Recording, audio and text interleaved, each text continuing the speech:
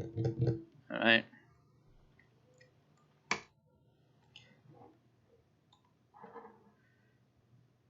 Let's begin. This is Wednesday in Computer Science 2, and this is going to be a pretty quick video with a pretty quick assignment, but I want to introduce what we're going to have next, and also want to recap another example of the previous assignment. So quarter 3, you guys made a game, and now we're beefing it up to have better user experience, better visuals, and so we started by adding text. The next one was adding a subclass of any kind, and the reason why I want you to do that is because we're going to need it in our next lesson, which is about sprites. You need to know how subclasses work in order to mess with sprites. So I did another example, and here it is for you guys. So in my Space Invaders example, let's hope that it works. You have your guy moving, and you can shoot a laser or a bullet. We use the word bullet for the little single dots, and if you hold spacebar, it shoots a bunch, and they shoot them at you as well, and if you hit it, you get hit, you die. But I added another one where if you hit L, it just goes and does like a big laser, and if they run into it, they die, and then it goes away. And I made that, I called laser, and then I put bullet in parentheses. It doesn't work beautifully. I'm sure you saw it was kind of janky on the edge, but I said class laser, and then I put bullet in parentheses, meaning I don't have to do all this stuff over because it is similar in a lot of ways. I don't have to do, what is it, like 40 lines worth of stuff. I only need to do, or no, it's way more. It's like 60 lines. I only need to do the stuff that's different. So if I have one thing that's pretty similar to another, I can say, well, you know, let's say this is a subclass of bullet, and it's pretty much the same, but we're going to change a few bits. So for example, the die function, I just made it have nothing because the laser kind of hangs out and just stays on the screen for a second while you maybe run into it with the enemies. The hide is different because it's based on a timer. It just stays for 200 frames and then goes away on its own. So it doesn't go away when it gets hit or any of the normal stuff. It just hangs out and then goes away on its own. And then the hitbox, instead of being just for the point, like on the bullet is, it's the whole trail. It's anywhere that it's been. It's a rectangle from where you are all the way down to the bottom. So that's exactly the kind of thing I showed last time. The one difference, so one more thing I wanted to show is that, okay, so I wanted to do another initialization because I want to add the timer of like when it gets created, it goes, actually I might not need that anymore, but when I was writing this initially, it had that timer aspect. But I don't want to just copy all these lines and then add one more. I can do that and it would work just fine. But if you want to say, hey, it's pretty much the same, but I'm adding one, you can do something like this, which is if you say super, it does the super class, so the parent of this, and it gets the super's initialization function plugged in. And so you can just say, hey, we're doing all that plus a little more. So you can say super, and I could also just say bullet.initialization, but we want to get used to using some of the terminology and not rely on specific names of things. You want to rely on a more structured, systematic approach where no matter what, if these things change names or change relations, it's still going to be, hey, whatever our parent class is, we're going to use a bit of that. So that's just another example of the subclass thing. And if you guys want to ask me about yours, like we just had one example in class where somebody asked how to fix their thing, we can do that as well. Now, this brings us to today's lesson. So just forget about that for a second and look at the screen. We've got all of our objects moving, right? So when I move my guy, how does it work? We learned this in the initial Pong thing in quarter 2, it changes the coordinates of whatever it has stored for X and Y, but that doesn't do anything on the screen, right? It just changes some internal storage. If you actually want to move it on the screen, you have to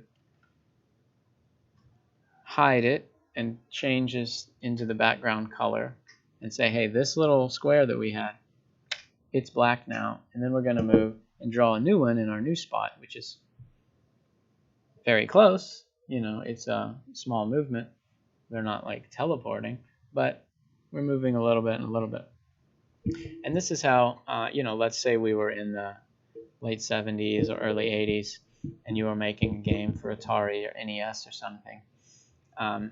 You would quickly have a problem where a black background or a solid background works fine. You can just say, hey, our little thing is turning into black, and then we're going to redraw it on the next frame. But what if you had a beautiful designed image background? What if you had a Mario castle and a blue sky and everything? You can't just say, fill in Mario with a solid color and then draw him a little bit over, because it would destroy the background.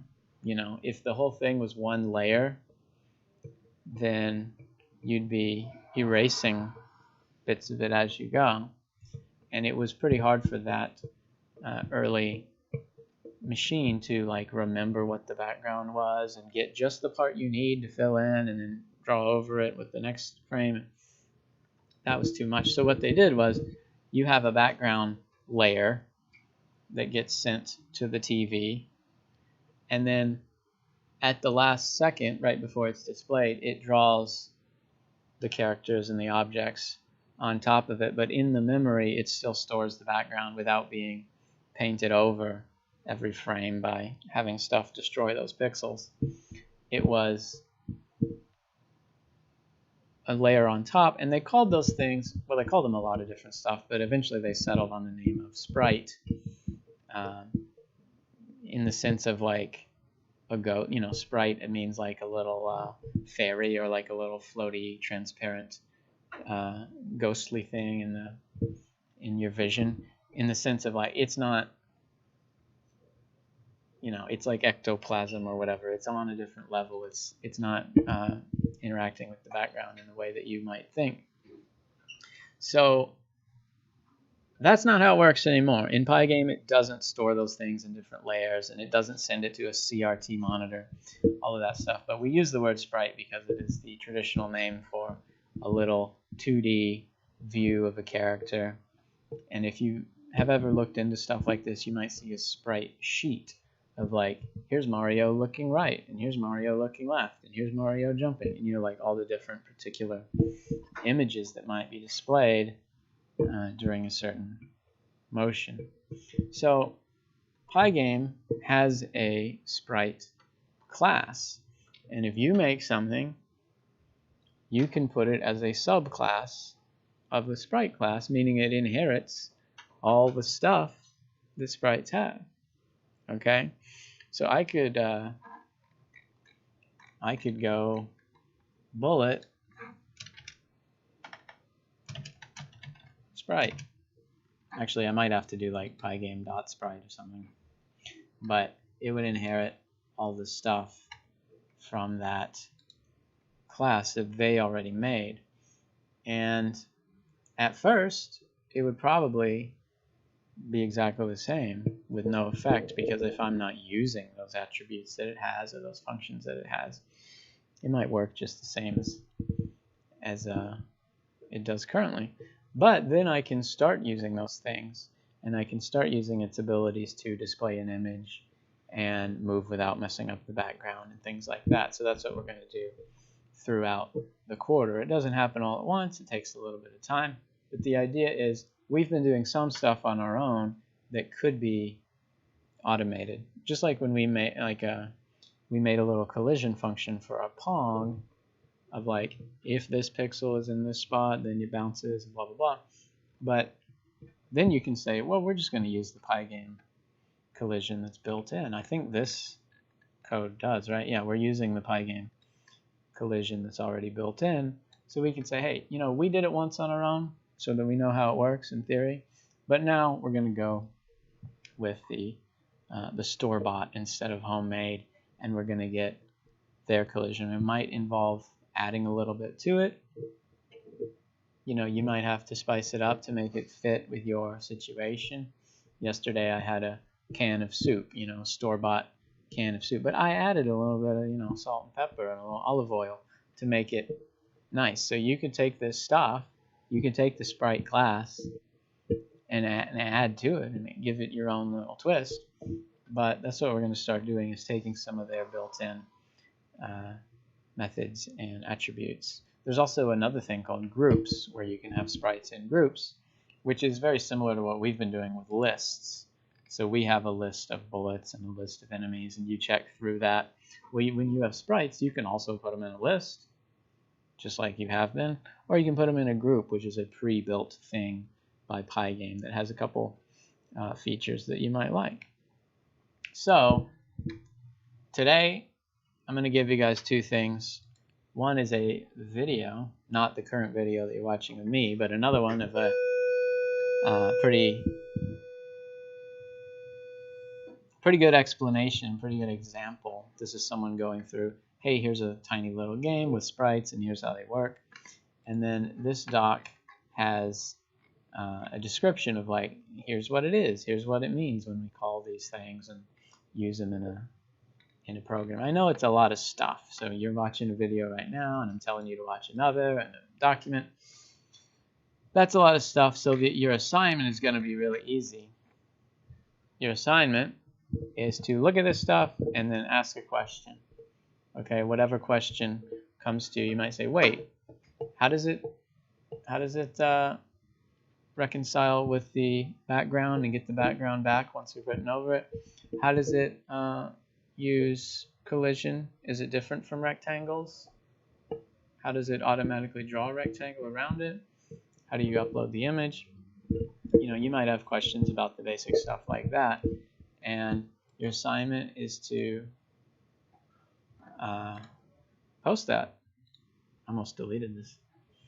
So the way you'll post it is as a comment on this assignment.